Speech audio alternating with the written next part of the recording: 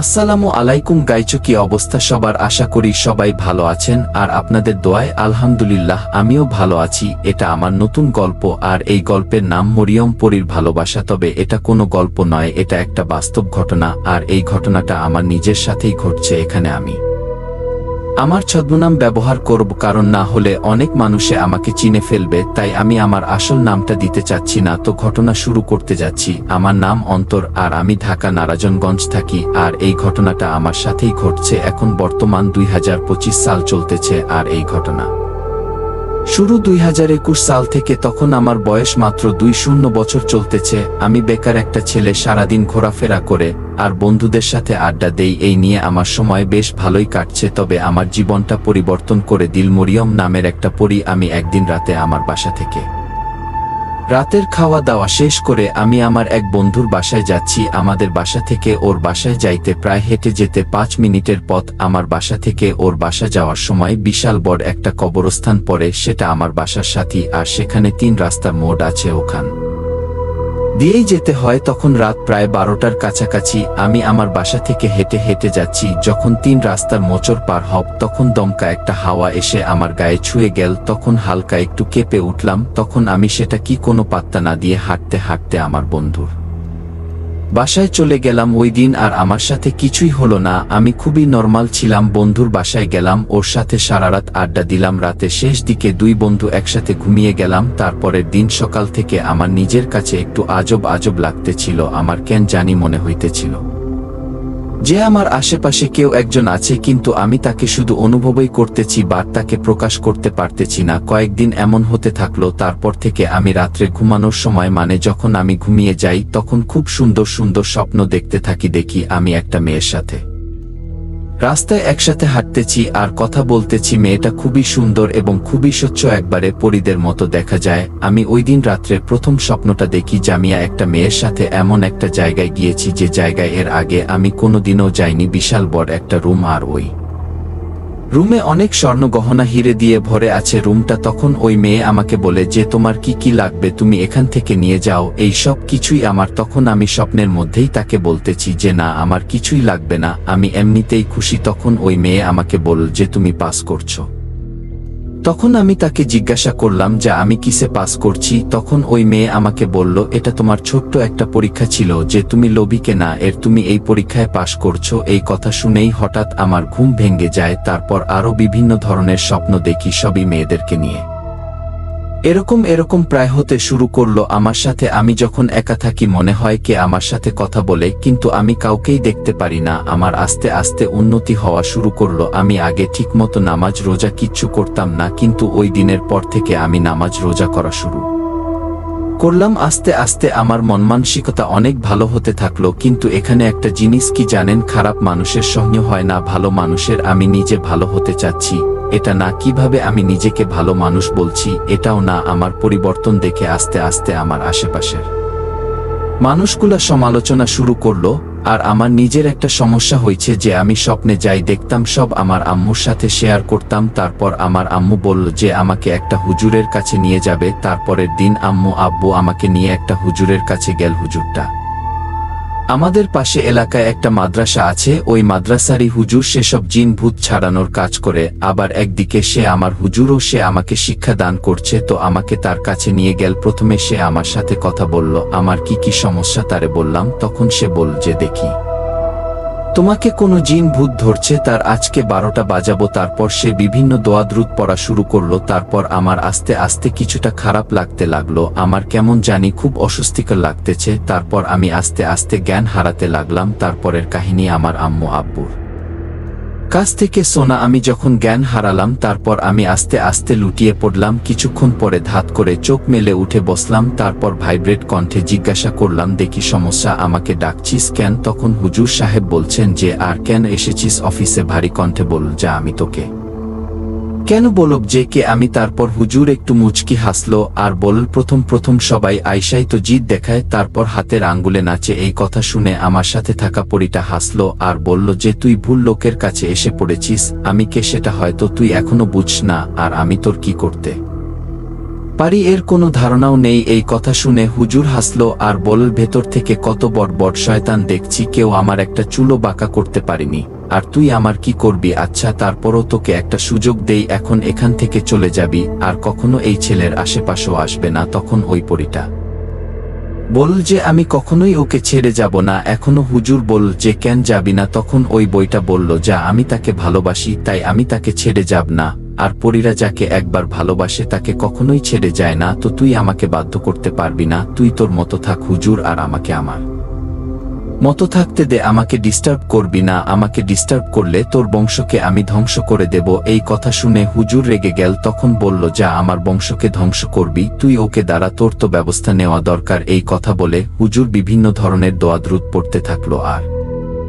একটা ছুরি দিয়ে আমার আশেপাশে গোল করে একটা বৃত্ত এঁকে দিল আর বিভিন্ন ধরনের দোয়া পড়তে থাকলো। আমি ওই বৃত্তের ভিতরে আস্তে আস্তে দুর্বল হতে থাকলাম, আমার অনেক কষ্ট হইতেছিল। আমি সহ্য করতে না পেরে হুজুরকে বললাম যে আমাকে ছেড়ে দাও, আমি চলে যাব। তখন হুজুর বলল যে এই পর্যন্তই তোর শক্তি, তুই না বললি যে আমার এইটা করে ফেলবি ওইটা করে ফেলবি, কই কিছুই তো করতে পারলি না। কখন পরেই বলল যে না আমি কিছু করব না, আমাকে ছেড়ে দাও। তখন আবার হুজুর তাকে জিজ্ঞাসা করল যে কে তুই, আর তোর নাম কি, আর তুই কোথা থেকে এসেছিস, এখন সবই বলবে আমাকে।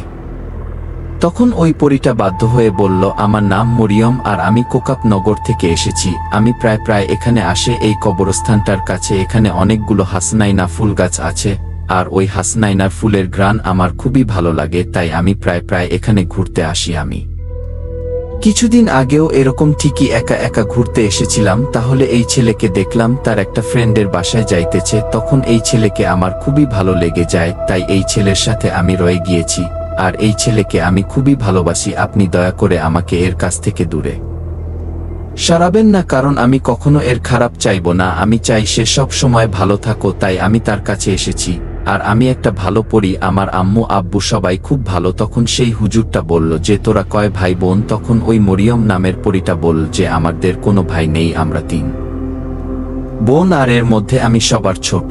তখন হুজুর তাকে বলল যে তুই কি এখন চলে যাবি নাকি থাকবি? তখন মরিয়ম নামের পরীটা বলল যে আমি কখনো ওকে ছেড়ে যাব না। তখন হুজুর আরো অনেক টর্চার করলো, এক পর্যায়ে পরীটা বলল যে হ্যাঁ আমি তাকে ছেড়ে চলে যাব। তখন হুজুর বলল যে তাহলে তুই যে চলে যাবি এর প্রমাণ কি? তখন পরী বলল যে হ্যাঁ আমি সত্যিই চলে যাব। তখন হুজুর বললেন, আমি তো তোকে বিশ্বাস করি না, তুই একটা কাজ কর, তুই জুতা নিবি নাকি ঝাড়ু নিবি, যে কোনো একটা নিয়ে তারপর তোর যেতে হবে, আর এটাই হবে তোর যাওয়ার প্রমাণ। তখন সে অনেক কান্না করলো আর বলল যে সে জুতা নিবে। তখন সেই জুতা মুখে করে নিয়ে ওখান থেকে একটা দৌড় দিল একটু সামনে গিয়ে। ওই পরীটা আমাকে যে ধরছিল, মানে আমি পড়ে গিয়েছি আর পরীটা আমাকে ছেড়ে চলে গিয়েছে। তবে এখানে কাহিনী শেষ নয়, এখান থেকেই শুরু। তারপর আস্তে আস্তে আমার জ্ঞান ফিরল, তখন আমি নিজে অনুভব করলাম যে আমার শরীরটা অনেক ভার হয়ে গেছে, আমার অনেক খারাপ লাগতেছিল, আমার এমন মনে হইতেছিল যে আমাকে অনেক মানুষ মারছে, আমার পুরো শরীর ব্যথা হয়ে গেছিল। তারপর ওখানে হুজুর কিছু তকদির দিয়ে তেল পড়া পানি পড়া এগুলো দিয়ে আমাদেরকে বিদায় করে দিল। তারপর আমরা চলে আসলাম আমাদের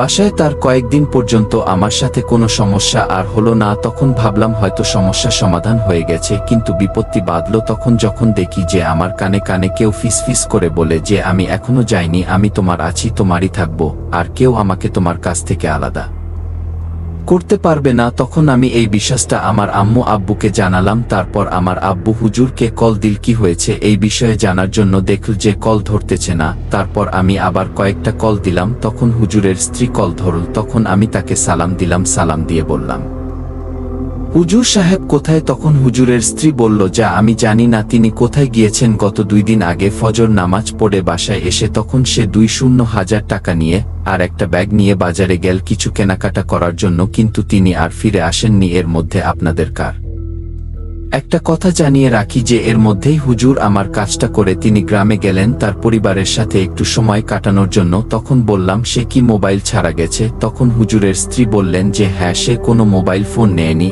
আর তার সাথে কোনো যোগাযোগ আমাদের নেই। তারপরে তার সাথে এরকম কথা বলেই আমি ফোন কেটে দিলাম। তার 1 দিন কিংবা 2 দিন পর আবার কল দিলাম, তখনও সে নিজে হুজুরের কোনো খোঁজ খবর নাই। তারা এই বিষয় নিয়ে অনেক দুশ্চিন্তা করতেছে যে হুজুর কোথায় গেল। এরকমই আমাদের আর হুজুরের পরিবারের সময় কাটতে থাকল তার 4 থেকে 5 দিন পরে হুজুর আমাকে কল দিয়ে বলল যে মাদ্রাসায় গিয়ে হুজুরের সাথে দেখা করতাম। তখন আমি আর আমার আব্বু আম্মু আমরা একসাথে গিয়ে মাদ্রাসা হুজুরের সাথে দেখা করলাম। তখন হুজুর আমাদেরকে যে কথা বলল, এই কথা শুনে আমরা সবাই অনেক অবাক। তা আপনারাও শুনেন। হুজুর আমাদেরকে কি বলল? হুজুর আমাদেরকে বলল, মানে আমাকে বলল যে আমার সাথে যে পরীটা আছে ওইটা কোনো সাধারণ পরী নয়। ওই হুজুরের ক্ষমতা নেই যে ওকে আমার কাছ থেকে দূরে সরাব। পর আমি জিজ্ঞাসা করলাম যে কেন হুজুর, কেন পারবেন না? তখন হুজুর আমাদেরকে সব খুলে বলল যে হুজুর আমার লগের পরীটা ছাড়িয়ে সে দেশে গিয়েছিল। তার হালকা হালকা মাথাটা ব্যথা করছিল, কিন্তু সে পাত্তা দিল না। একদিন সে সকালে ফজর নামাজ পড়ে 2,000 টাকা নিয়ে বের হলো বাজার করার জন্য, কিন্তু তার কোনো খেয়াল ছিল না। সে এতটুকু দেখতে ছিল যে সে বিভিন্ন দেশে ঘুরতেছে, যেমন কুমিল্লা, রংপুর, রাজশাহী, সিলেট, এসব জায়গায় সে ঘুরতেছে ওই টাকা দিয়ে। কিন্তু সে ওটা দিয়ে যে বাজার করবে এই কথা তার মনে ছিল না। সে বিভিন্ন দেশ ঘোরার পরে 5 দিন পরে সে আমাদের এলাকায় আমাদের পাশের মাদ্রাসায়, সে যেই মাদ্রাসায় পড়ায় সেই মাদ্রাসার সামনে এসে তার জ্ঞান ফিরল। তখন সে পকেটে হাত দিয়ে দেখে তার পকেটে আর 1 টাকাও নাই। সেসব টাকা খরচ করে ফেলে। তারপর আমার নাম্বারটা তার কাছে লেখা ছিল, তাই সে অন্যজনের নাম্বার দিয়ে আমাকে কল করে আসতে বলল। আরও বলল যে এই কয়দিনে তার মাথাটা মনে হইতেছিল যে আস্তে আস্তে সে সবকিছু ভুলে যাচ্ছে, তার স্মৃতিশক্তি দুর্বল হয়ে যাচ্ছিল। তখন সে বলল যে তোমার সাথে পরীটা আবার আনবো, এই কাজটা কে করছে এটা আমার জানাটা ভীষণ প্রয়োজন। তখন সে আবার আমার সাথে পরীটা আমার সাথে উঠালো। তখন সে পরীটাকে জিজ্ঞাসা করল যে হুজুরের কি সমস্যা হয়েছে, এগুলা কে করছে? তখন পরীটা বলল যেগুলো আমি করছি, কারণ তুই আমাকে কষ্ট দিস তাই আমি ও তোকে কষ্ট দিলাম। তবে চিন্তা করিস না, তোর কপালে আরো খারাপ কিছু লেখা আছে। তখন হুজুর বলল যে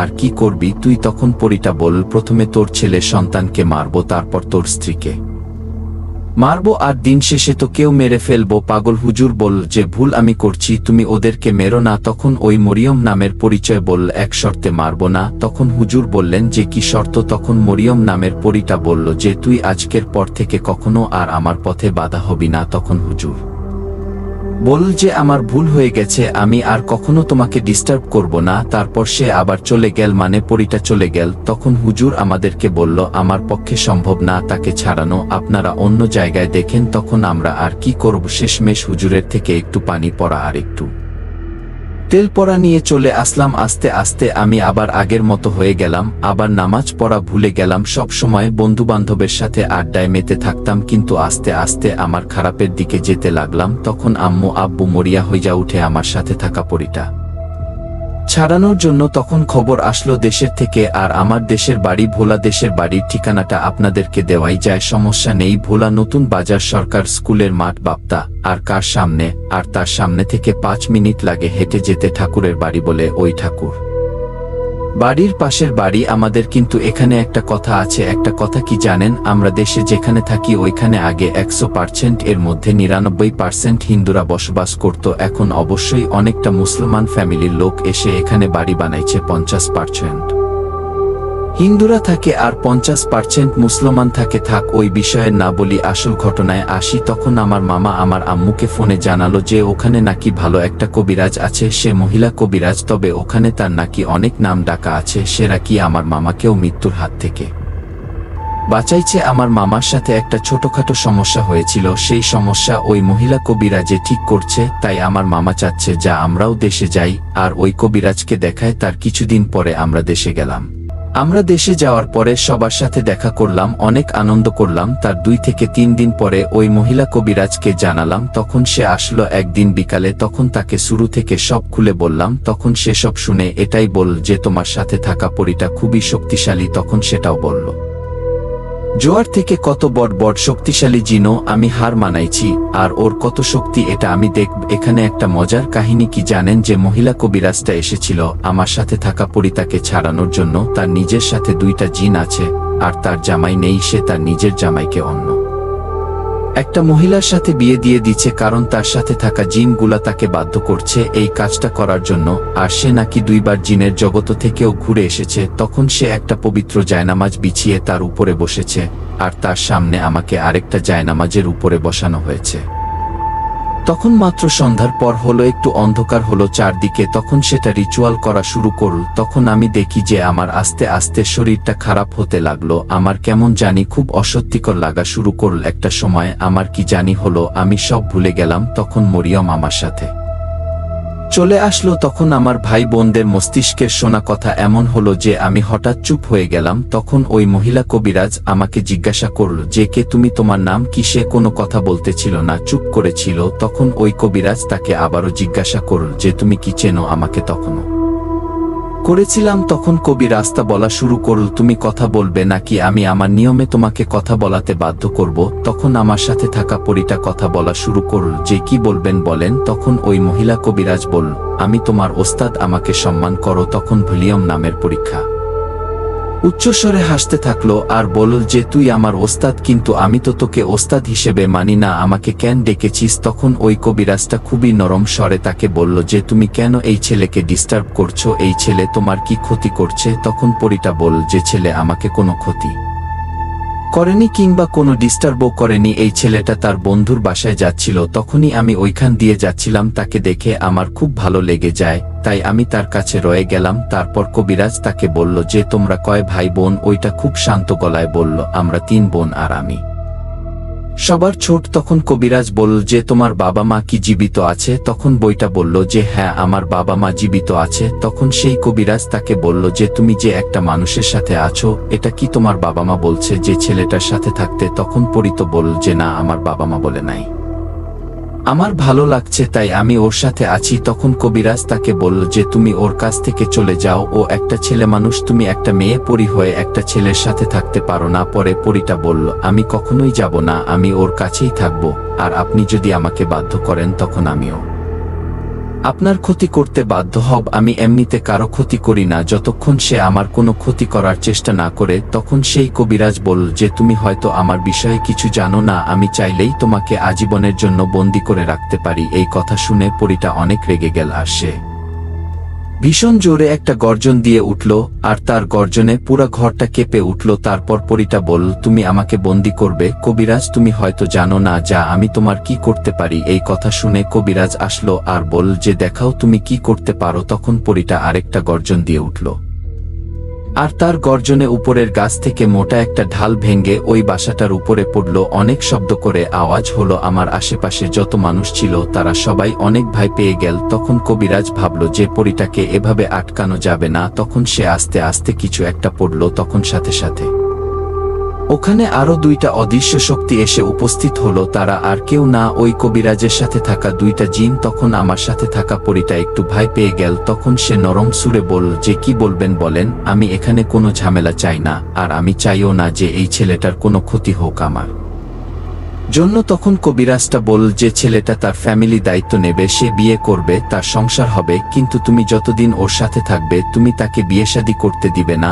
তখন তো এটা বলল যা আমি তাকে কখনো আটকাবো না, সে বিয়ে করুক, আমি তার বন্ধু হয়ে তার সাথে সারা জীবন থাকতে চাই। তখন কবিরাজ বলল যে তুমি কি নিশ্চিত যে তুমি কোনো ক্ষতি করবে না ছেলেটার? তখন বইটা বলল যে হ্যাঁ, আমি তাকে কোনো বাধা দেব না এবং তার কোনো ক্ষতিও করব না, আমি শুধু তার কাছেই থাকব। তখন কবিরাজ বলল কথাটা যেন মনে থাকে, কখনো যদি তাকে বিরক্ত করো তখন মনে করবা যে তোমার সময় শেষ, আবার আমার সাথে দেখা হবে তোমার। তারপর বইটা বলল যে ওকে, আমাকে মাফ করে দিয়েন, আমি চলে যাচ্ছি এখন। তখন সে হুট করে চলে গেল আর আমি ধাপাস করে বিছানায় লুটিয়ে পড়লাম। তখন ঘরে লাইট জ্বালালো আর সবাই দেখছিল যে আমি বিছানায় শুয়ে আছি। তখন আমার জ্ঞান আসলো, আমি এর আগের বারের মতোই অনুভব করতেছি যে আমার শরীরটা অনেক ব্যথা, আমি আমার হাত পা নাড়াচাড়া করতে পারতেছি না, আমার খুব কষ্ট হচ্ছে। তারপর 10-15 মিনিট পরে আমি আস্তে আস্তে স্বাভাবিক হয়ে গেলাম। তখন আমি সবার কাছ থেকে এই কথাগুলা শুনলাম যে একটু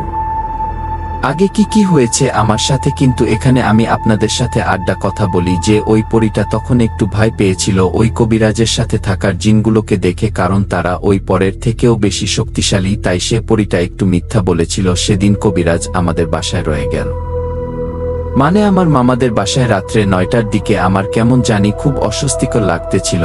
আমার হাতে একটা তাবিজ ছিল, আমি টান দিয়ে তাবিজটা ছিঁড়ে ফেলে দিলাম আর আমি উঠে বাহির হয়ে গেলাম। তখন ওই কবিরাজটা আমাদের পাশের রুমে ছিল, সে দেখে নাই যে আমি বাইর হয়ে গিয়েছি। আমার আম্মু, আমার বড় আপু, আমার মামাতো ভাই দেখতে যে আমি বাহির হয়ে গিয়েছি, কারো সাথে কোনো কথা বলতেছি না, আমি কেমন জানি ভার ভার হয়ে গেছি। তখন সে আমার মামাতো ভাই আমার পিছনে পিছনে গেল তার একটা বন্ধুকে নিয়ে, কারণ সে অনেক ভয় পাচ্ছিল যদি আমি তার ক্ষতি করে দেই।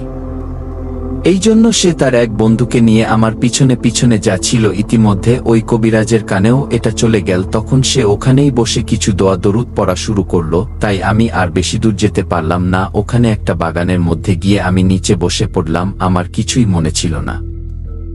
আমার মাথায় শুধুই একটা জিনিসে ঘুরতেছিল যে আমি এখান থেকে চলে যাব, মরিয়ম আমাকে যেখানে নিয়ে যাবে আমি সেখানেই চলে যাব। তারপর আমার মামাতো ভাই আর সেই বন্ধু গিয়ে আমাকে টানাটানি শুরু করলো বাসায় আসার জন্য। আমি এক কথাই বলছি যে আমি যাব না। আর আমার চোখের দিক তাকিয়ে তারা খুব ভয় পেয়ে গেল। তারা দেখল যে আমার চোখ টকটকে লাল হয়ে আছে, তাই তারা ভয়ে ওখান থেকে ছুটে বাসায় এসে সবাইকে জানালো। তারপর ওই কবিরাজ সহ সবাই ওইখানে গেল। তখন তারা আমাকে ওখান থেকে এক প্রকার জোর করে টেনে নিয়ে আসলো বাসায়। তখন আবার কবিরাজের সামনে আমাকে বসানো হলো আর জিজ্ঞাসা করলো আমাকে, তুই একটু আগে কি বললি আর এখন কি করলি? তখন এটা হুঙ্কার দিয়ে বলল, যা আমি তাকে ছেড়ে থাকতে পারবো না, আমার খুব কষ্ট হবে, তাই আমি ওকে নিয়ে যাব। আমি আর একটু জঙ্গলের ভিতরে গেলে ওকে নিয়ে যেতে পারতাম, কিন্তু আপনার জন্য সম্ভব হলো না। তখন কবিরাজটা বলল, তুই কাজটা ঠিক করলি না, এখন আমি আমার নিয়মে তোকে ছাড়া করব শরীর থেকে। তখন আমার সাথে থাকা পরীটা গর্জন দিয়ে বলল যে তুই আমার কিছুই করতে পারবি না।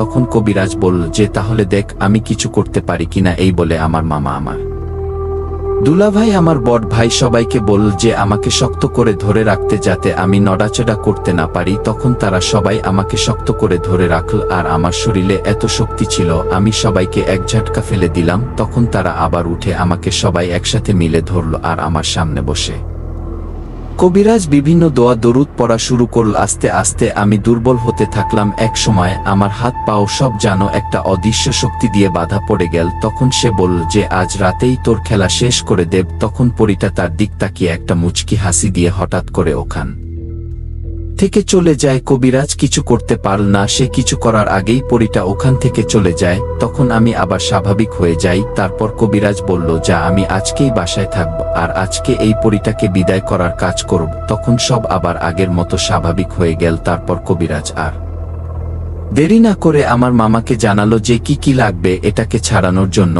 আর এটাও বলল একটা কালো মুরগি, মিষ্টি পান আর সিঁদুর আর একটা ডালা। ওই হিন্দুরা যেসব ডালা ব্যবহার করে এগুলা লাগবে, এগুলা এনে দিতে। তখন মামায় সাথে সাথে বাজারে গিয়ে এগুলো এনে দিল কিছুক্ষণের মধ্যে। তখন কবিরাজ বলল আজ রাত 12টায় আমাকে গোসল দিবে। তারপর আমরা সবাই আশায় ছিলাম যে কখন 12টা বাজবে। তারপর যখন 12টা বাজলো তখন আমাকে নিয়ে 3 রাস্তার মোড়ে নিয়ে গেল আমাকে গোসল দিবার জন্য। তার ওখানে আমাকে নিয়ে গোসল দিল। তখন আমাকে বলল যে পেছনে না তাকিয়ে সোজা হেঁটে চলে যেতে। আমি তার কথামতো পেছনের দিক না তাকিয়ে সোজা হতে চলে আসলাম। তখন আমার সমস্যার সমাধান হয়ে গিয়েছে। আমি বুঝতেছিলাম যে আমার শরীর অনেক হালকা হয়ে গেছে। তারপর আর কিছুই হলো না। সবাই খুশি যে আমার সাথে থাকা পরীটা চলে গেছে।